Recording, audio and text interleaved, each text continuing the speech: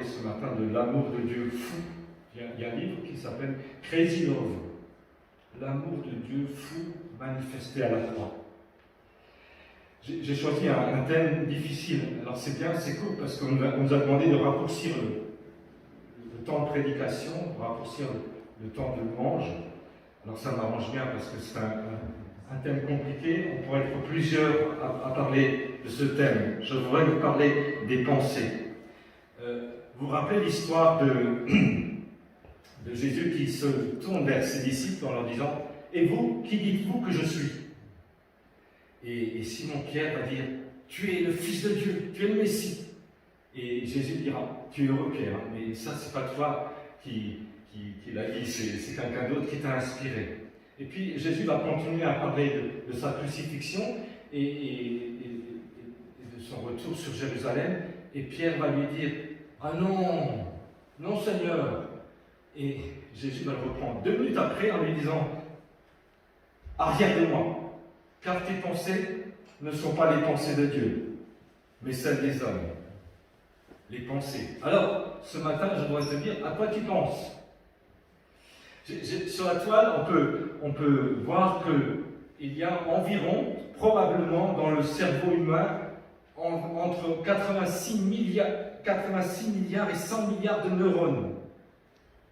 J'ai écouté au mois de janvier une émission que j'aime bien, C'est politique. Ils avaient invité là un philosophe, Gérard Bronner, et il avait dit une chose très intéressante. Il a dit notamment que certains neuroscientifiques disent que le cerveau humain est l'objet le plus complexe de l'univers connu, dans un espace relativement restreint. Il y aurait près de 1 million de milliards de connexions dans notre cerveau. 10 puissance 15. Tu imagines un répartiteur téléphonique où chaque connexion est représentée par un fil, on aurait des têtes. Il n'y aurait même pas de place tellement que nos têtes seraient. Moi, ça me parle de l'amour de Dieu. Ça me parle d'un Dieu tellement grand qui nous a donné tout ce qu'il pouvait nous donner à chacun de nous. On a tous été créés à son image. Imagine 1 million de milliards de connexions dans cette petite tête. Et qu'est-ce qu'on en fait? On détruit ce trésor.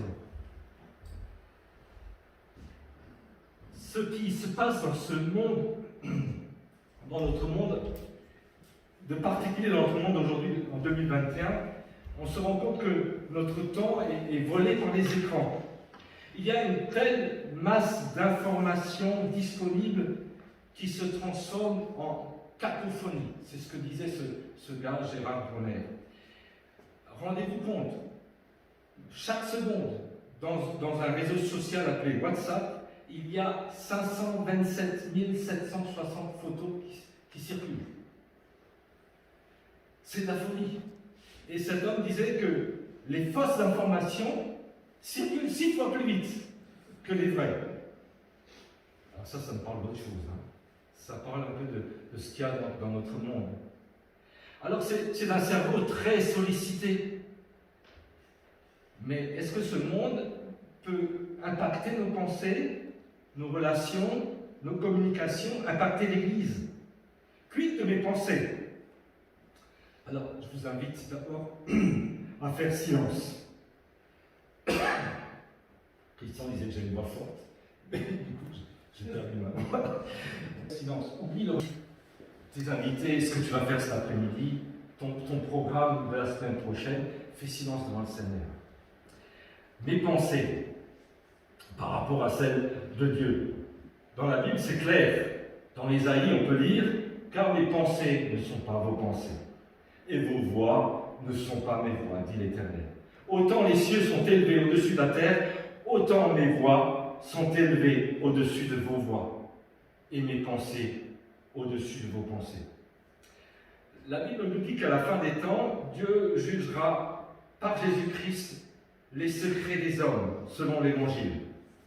Dans la top, ce n'est pas les secrets des hommes, c'est le comportement caché des hommes, ou encore les pensées secrètes, ou encore dans Parole vivante, c'est une Bible un peu amplifiée, on peut lire « Dieu lèvera le voile sur la vie secrète des hommes et la jugera, leurs pensées intimes, leurs mobiles inavoués, tout ce qu'on a pris tant soin à cacher, alors sera démasqué. » Dieu connaît les pensées des hommes, il sait qu'elles sont vaines.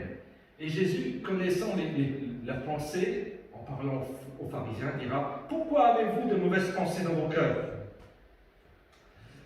Ou encore, il leur dira « C'est du cœur que viennent les mauvaises pensées, les meurtres, les adultères, les impudicités, les vols, les faux témoignages, les calomnies. » Quel triste état des lieux quant à la description du cœur de l'homme. Oh, il y a encore plein d'autres versets. Dans Genèse déjà, l'Éternel vit que la méchanceté des hommes était grande sur la terre et que toutes les pensées de leur cœur se portaient chaque jour uniquement vers le mal. Paul écrira « La sagesse du monde est une folie devant Dieu. Le Seigneur connaît les pensées des sages. Il sait qu'elles sont vaines. » Alors j'ai cherché dans l'Ancien Testament et je me suis rendu compte qu'il y avait 15 mots différents dans l'Ancien Testament pour des mots que nous on traduisait en français par pensée. Un mot pour pensée, dessein, projet, plan. Un autre pour ambivalence, division, opinion divisée. Un autre pour pensée alarmante. Ou encore but, discrétion, dessein, complot. Ou encore un autre mot pour homme intérieur, esprit, volonté, cœur, âme. Se figurer, imaginer. 15 mots différents alors que nous on traduit juste par pensée. Au départ, j'étais interpellé par ce passage dans Luc 2,35 que vous connaissez. C'est Joseph et Marie qui amènent et qui présentent le bébé Jésus. Et là, il y a un sacrificateur, Simon, et qui va bénir l'enfant et il va dire à Marie, sa mère, sache-le, cet enfant est destiné à être pour beaucoup en Israël une occasion de chute ou de relèvement. Il sera un signe qui suscitera la contradiction. Ainsi seront dévoilées les pensées cachées de bien de gens. Quant à toi, tu auras le cœur comme transpercé par une épée. Alors, pensées cachées, j'ai cherché dans ma Bible, la Bible Stern, les pensées les plus intimes. Alfred Kuhn encore, les pensées cachées et les mobiles profonds. Ou encore dans la Tobe, les débats de bien des cœurs. Littéralement, en grec, ça donne du cœur les réflexions. Mais j'aime bien la traduction Chouraki, qui parle, lui, des ruminations des cœurs, des choses qu'on rassasse, des obsessions.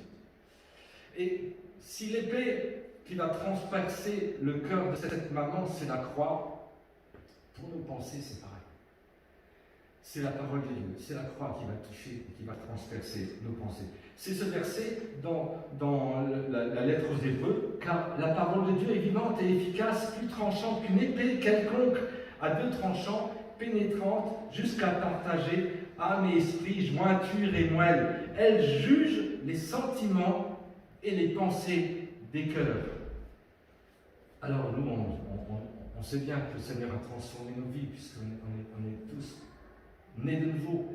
Mais quand le Seigneur nous parle de notre passé, il dira, vous aussi, vous qui étiez autrefois étrangers, ennemis par vos pensées et par vos mauvaises œuvres, il vous a maintenant réconciliés par sa mort dans le corps de sa chair. La vraie et la seule réponse, c'est de venir à la croix. Est-ce que je peux être trompé par mes propres pensées? Alors on a entendu ce qui s'est passé dans l'histoire de Claire Lise, mais je connais une personne qui souvent a des pensées de mort. J'ai même entendu tout récemment des personnes, même chrétiennes, qui ont des pensées de mort. J'ai connu une jeune femme tellement convaincue d'être enceinte, jusqu'à en ressentir les premiers signes et les symptômes. Quelle déception lorsqu'elle a eu le résultat de son test de grossesse. Plus jeune, avant d'être chrétien, je me rappelle d'une émission de radio que j'aimais beaucoup, qui s'appelait Marche ou Rêve. J'aimais beaucoup ce journaliste, Claude Villers, qui passait ses émissions dans les années 76. Et puis, moi, j'aimais beaucoup la montagne. Et puis là, il interviewe des jeunes qui aiment la montagne aussi. Et alors, je suis stupéfait d'entendre ces jeunes qui disent « Ah, moi, mon rêve, c'est de mourir en montagne. » Moi, j'aime la montagne, mais je n'ai pas envie d'escalader et de mourir en montagne. des pensées qui peuvent nous rendre esclaves, où on peut glisser dans le péché, comme un toboggan. Ça peut commencer par une prison dorée. Je pense à cette jeune femme qui, seule, triste d'être seule, avait pris l'habitude de prendre un verre de rhum. Ah, c'est naturel, c'est la base de la canne à sucre. Mais à force, elle est devenue alcoolique. Et le défaut, c'est que le rhum atteint le cerveau. Et c'est parti dans la folie. Des mensonges. On a entendu cet homme d'État enfermé obstinément dans le déni. Parfois, c'est plus dur, c'est cognitif. Il y a de l'automutilation. On a eu pendant plusieurs années, Bernadette était la tutrice de sa sœur, ma belle-sœur handicapée mentale, qui lorsqu'elle était fâchée, en colère, elle se mordait, ou elle essayait de se planter une fourchette, se couper avec un couteau.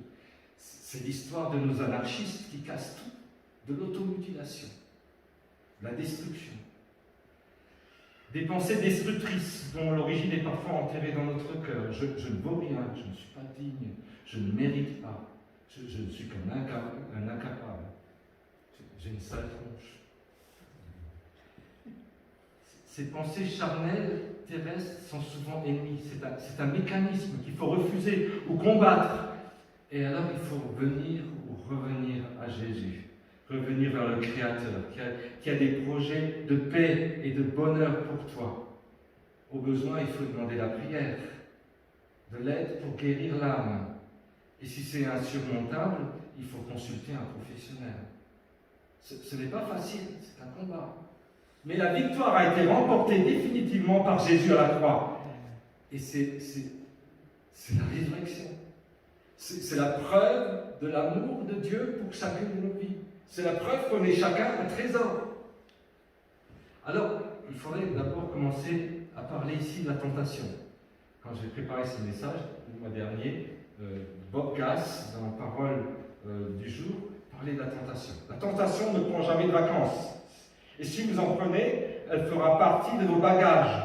Elle vous touchera lorsque vous vous sentirez fort, vous renversera et vous frappera lorsque vous serez au plus faible. C'est pourquoi la Bible dit que celui qui pense être debout prenne garde de tomber. Et elle nous donne la solution. Dieu est fidèle et ne permettra pas que vous soyez tentés au-delà de vos forces. Et il y a là deux choses à noter. D'abord, la tentation est inévitable. Ensuite, elle ne sera jamais au-dessus de vos moyens, car Dieu est fidèle. Et il répond aux prières, en particulier à celle qui nous a enseigné. Ne nous laisse pas entrer dans la tentation, mais délivre-nous du malin. Le défaut, alors ça c'est plus Bob Gass, c'est moi. Le défaut, le danger, c'est qu'après la tentation, c'est de se laisser leurrer. Dans la Bible, c'est ce terme-là. Il faudrait lire tout le chapitre 1 de l'épître de Jacques, on n'a pas le temps. De se laisser leurrer par la convoitise. Alfred Kuhn dira être appâté, séduit, entraîné par nos mauvais désirs. Et ensuite, glisser dans le péché. La seule solution, encore, c'est la repentance. C'est de revenir à la croix, se repentir, demander pardon, faire demi-tour. C'était le thème de la prédication de dimanche dernier. Alors, excuse-moi Jean-Jacques si je vais un peu empiéter, mais certainement que tu n'avais pas le temps de développer entièrement puisqu'on était réduit par le temps. Alors, quid de nos relations avec les autres? Le plan, c'est l'amour parfait de Dieu. Rappelez-vous, on a été créé à son image. Et alors, tout de suite, ça commence mal. Imaginez la première famille, Adam et Ève, 2 fils, semblerait que ce soit même des jumeaux. Ça commence par un meurtre. Tu t'imagines ça? C'est de la folie. Les 2 frères s'entretuent. Déjà un meurtre par rapport à la religion. Alors il y a d'autres mauvaises histoires de fratrie. Et pourtant il y a une promesse pour Abraham. En toi, Abraham, seront bénies toutes les nations de la terre. Alors c'est pas évident, parce que tout après il y a Isaac, Ismaël, il y a l'histoire d'Ésaü et de Jacob, et l'histoire des 12 frères de Joseph. Cette promesse à Abraham préfigure ou prophétise la mission de Jésus. C'est dans lui que toutes les nations sont bénies. C'est dans lui que toutes les nations de la terre seront bénies. Alors, qu'est-ce qu'on a fait, nous? On a fabriqué des religions. Des religions qui ont fait fausse route. Et alors, il y a eu des croisades pour libérer la tombe du Christ. Mais il était ressuscité, le Christ. Il n'y avait rien à libérer. Il y avait une sorte de glorification de la mort. C'est pareil dans ce qu'on voit aujourd'hui avec le diable et les diablistes.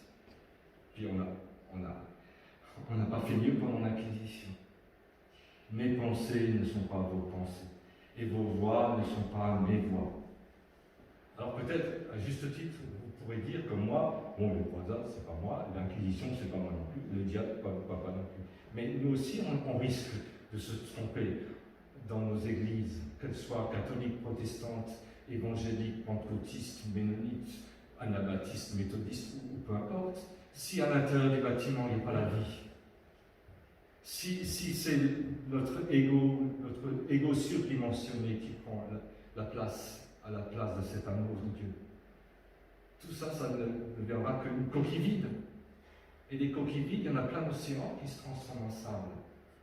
Par contre, nous sommes tous appelés individuellement à répondre à l'amour de Dieu. Alors, quid de nos relations avec les autres? D'abord, on est tous occupés, submergés par les médias, on a entendu en intro, par l'information, la désinformation, le téléphone, l'iPhone, l'iPad, et puis de plus en plus on entend des jeunes qui sont en burn-out, tendance à prendre des raccourcis, à avoir des relations superficielles, et on a du mal à se mettre à la place des autres. Et le Seigneur qui nous dit, aime ton prochain comme toi-même. Il faut d'abord commencer par s'aimer soi-même, ce qui n'est pas forcément évident. Et la parole de Dieu nous donne des clés, pardonner, ou encore recevoir le pardon. La réponse, c'est Jésus qui peut changer mon cœur. Et là, tout de suite après ce message, il y a un temps de Sainte Seine. C'est le bon moment, c'est le bon message pour introduire la Sainte Seine, qui parle de Christ ressuscité et de l'amour de Dieu. Alors, il faudrait aussi d'abord expliquer ce qu'est le péché. Le péché, c'est rater la cible, louper l'essentiel. C'est Dieu nous a tant aimés, il a tant aimé le monde, et nous on passe à côté. Et on détruit les trésors que Dieu a mis en nous. Et nous pourrions, et c'est la moindre des choses, commencer à être reconnaissants envers Dieu pour cet incroyable amour, pour cette création qu'il a mis à notre disposition, rien que notre corps créé à son image, et répondre à cet amour. Il nous aime tant qu'au point de vouloir nous emmener au ciel après notre mort pour vivre toujours avec lui. Le problème de l'être humain, c'est la révolte, la rébellion, l'insoumission à Dieu. Et le seul retour possible, c'est de reconnaître que Dieu a tant aimé le monde et qu'il a donné son Fils Jésus, mort sur la croix pour moi. Et la libération se fait au travers du sang de Christ. La condition de retour, c'est d'abord un demi-tour, une repentance, pour redécouvrir l'amour du Pierre. Et c'est là que je reviens vers ce message de dimanche dernier, et tu nous en as parlé, du Fils prodigue. Le Père va le voir, il va courir à sa rencontre, il va le prendre dans ses bras, il va le couvrir de baisers. Mais il tue le cochon. Et nous aussi, nous pouvons tuer parfois le péché. Notre propre justice est un vêtement sale et taché. Mais si nous lui demandons pardon, Jésus court et nous prend dans ses bras. Le grec, pour embrasser, c'est philasème. Et dans la parole du Fils prodigue, c'est kataphilacène. Il y a un mouvement d'amplification. De prendre, oh, Dieu vivant, il embrasse. Dieu quand même vivant. Et il embrasse. C'est ce que Dieu veut faire avec chaque être humain qu'il a créé à son image. Alors juste quelques derniers versets. Je ne peux pas terminer ce message sans mettre en avant la nouvelle naissance. Soyez continuellement en train de naître de nouveau. Si j'appartiens au Seigneur, alors je veux le confesser de ma bouche, de proclamer la parole de Dieu. Il faut citer la parole. La paix de Dieu qui surpasse toute intelligence gardera mon cœur et mes pensées en Jésus-Christ. Et si ce matin, le Saint-Esprit vous convainc de péché, il vous donne en même temps la solution, la porte de sortie, la réponse. Ce n'est pas une culpabilité oppressante qui vous enferme. Au contraire, la réponse de Dieu vous libère. Ce n'est pas une prison, ce sont des portes de prison qui s'ouvrent. C'est le message de Jésus. déjà annoncé dans le prophète Ésaïe. L'Esprit du Seigneur est sur moi parce qu'il m'a consacré par onction pour annoncer la bonne nouvelle aux pauvres. Il m'a envoyé pour guérir ceux qui ont le cœur brisé, pour proclamer aux prisonniers la délivrance et aux aveugles le recouvrement de la vue, pour renvoyer libres les opprimés, pour guérir ceux qui ont le cœur brisé, pour proclamer aux prisonniers la délivrance et aux aveugles le recouvrement de la vue, pour renvoyer libres les opprimés. Et Jésus termine en disant, je suis la vérité. Et la vérité vous rendra libre, réellement libre. Alors, dernier encouragement avant de conclure. Cherche Jésus, cherche Dieu, cherche sa présence. Entre dans ta chambre et fais silence. Écoute, car c'est dans le silence que Dieu parle. Alors, je veux terminer par... Je n'étais pas sûr d'apporter cette parole, mais j'ai été encouragé par un texte, un journal que je reçois toutes les semaines, David Porter. C'est un pasteur américain, francophone, qui est en mission en Belgique, au Luxembourg, que j'ai rencontré avec Bernadette plusieurs fois à Bussang. Et ce frère, très chouette, édite un journal numérique qui s'appelle Tâche de café. Et il parle des pensées. C'est pour ça que je me suis dit, voilà, c'est la confirmation. Des pensées indisciplinées et désobéissantes, c'est-à-dire contraires au plan de Dieu. Et il les oppose à des pensées disciplinées, qui sont la clé pour retrouver la joie dans des moments difficiles. Et il s'appuie sur une expérience de Jérémie, quand il écrit dans les Lamentations, parce qu'il était secoué par les gens qui le méprisaient, qui étaient contre lui, qui travaillaient contre lui. Et alors, Jérémie écrit, quand mon âme s'en souvient, elle est abattue au-dedans de moi. Voici ce que je veux repasser dans mon cœur, ce qui me donnera de l'espérance. Et il dit, David écrit là, il dit, quand il écrit, mon âme s'en souvient, c'est comme s'il disait, c'est traduit en anglais, il appelle à l'esprit. C'est comme s'il dit, voici la pensée à laquelle je m'accroche. C'est comme si la pensée n'était pas présente et que le gars l'appelait. La joie se tient là, en attendant d'être appelé. Cela se produit quand nous rappelons certaines vérités à notre esprit. Viens ici, foi, écrit David. Venez ici, souvenir de la fidélité de Dieu par le passé. Venez ici, promesse prononcée par Dieu dans sa parole. Viens ici, connaissance de la nature de Dieu. Allez-vous-en. Doute, peur, égoïsme, auto-apitoiement. Et je ne vais pas lire tout l'article, mais si ça vous intéresse, je peux vous passer le lien et vous pourrez vous abonner à ce lien. C'est Tâche de café par David. Il termine par ce verset. Quel genre de pensée, de souvenir est-ce que tu appelles à ton esprit? L'amour et la fidélité de Dieu ou ta propre faiblesse? L'impossibilité que tu vois ou la puissance de ton Dieu qui prend soin de toi? Amen, Seigneur Jésus. Merci, Seigneur, parce qu'on est dans les clous au niveau du temps, mais je te remercie surtout pour ta parole. Seigneur, je te remercierai jamais assez et nous te remercions jamais assez pour ton amour. Seigneur, tu es un amoureux de nos âmes. Nous avons tous été créés à ton image, d'une façon formidable. Et ta parole, elle est pour chacun de nous. Et l'espérance d'être avec toi, elle est pour chacun, Seigneur. Merci parce que tu es venu pour sauver l'humanité, pour la délivrer. Je te bénis encore, Seigneur, parce que tu nous vois tous comme des trésors. Amen, Seigneur, pour ta parole. Que ton nom soit loué. On va laisser la place.